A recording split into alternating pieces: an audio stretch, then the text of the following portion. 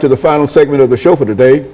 We're talking to Minister Gregory Taylor, and he's talking about the state of spirituals and hymns in the African American church.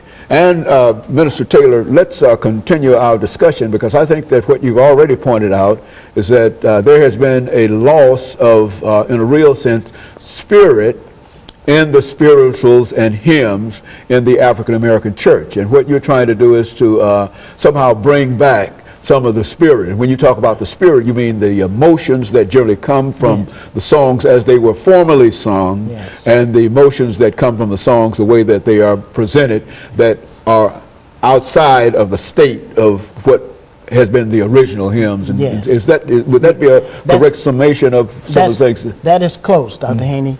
And to also enlighten more, that during the devotional period, which today is being taken out of the churches, you know, the devotion.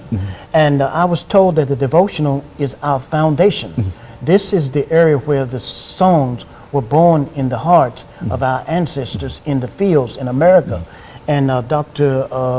Gardner C. Taylor wrote in the book by Dr. Y.T. Walker, somebody is calling my name, that when Booker T. Washington went to Africa and came back to America, that he said that the children of Africa in the southern plantation, their music has a note, a new note in it, and this note can be traced back to suffering and sorrow, and also there's a note of joy, you know. And during the devotional period, they gave time for the Spirit to come, to pray and to sing, and to pray and to sing.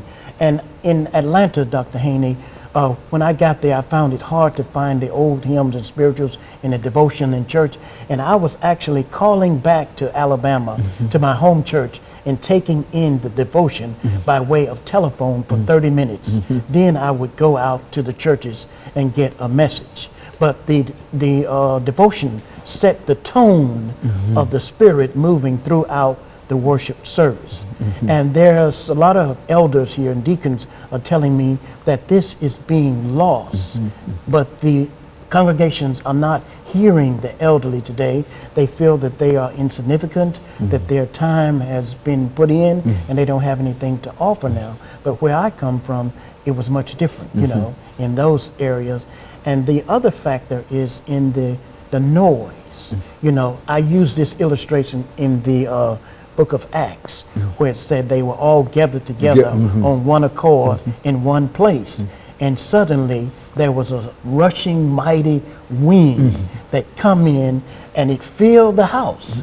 And what I've noticed today, Dr. Haney, is that the bands, the instrument players will rush in just before worship, and they will set up their instruments and fill the house with noise, you know. And they're not being in tune to the timing of the Spirit. Some of them can get upset, not give themselves a chance to understand how that was working, you know. And I can recall in Atlanta hearing some of the mothers say, I know the Lord is my shepherd.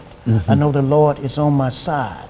And just hearing them tell their stories is what our young people need to hear. And when it is sung correctly, it will satisfy the young and the old, you know. Because it's universal in a real sense. I think, that's what you're saying. That's right. And that it opens up the spirit and the emotions in a way that you can't often get with the saxophone or drums or whatever. And it's, I can certainly see that. And as a matter of fact, I'm reminded of some of the church services that I've attended in reference to what we're saying here now.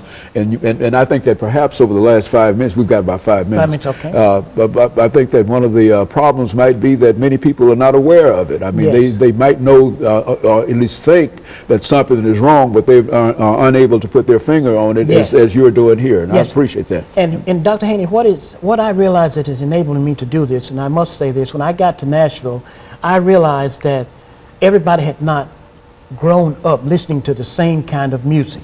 But I didn't realize that when I left Tuscaloosa and went to Atlanta. I was going to these places thinking somewhere there had to be somebody been introduced to the same thing that I had come up with.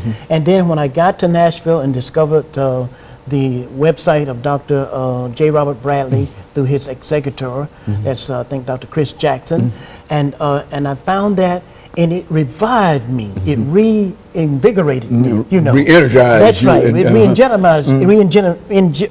it reinvigorated me. And here I realized, I said, this is what I grew up on.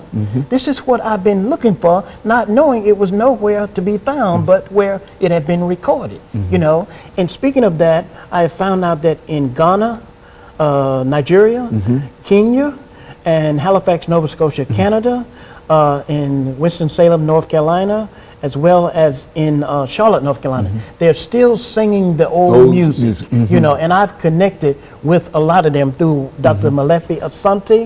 He told me about the countries in Africa that were still singing it, and in Halifax, Nova Scotia, Canada, in the Black Culture Center there, this was Dr. Henry Bishop, they have a tape up there called "You Brought Me From a Mighty Long Ways." And just listening to them sing in Canada, they still have the majesty in their music. And I believe, Dr. Haney, that we can get ours back here also, but it's going to take some listening. And I'm reminded of what Dr. Samuel Proctor said, that a lot of our music is noise without joy. Okay. Instead of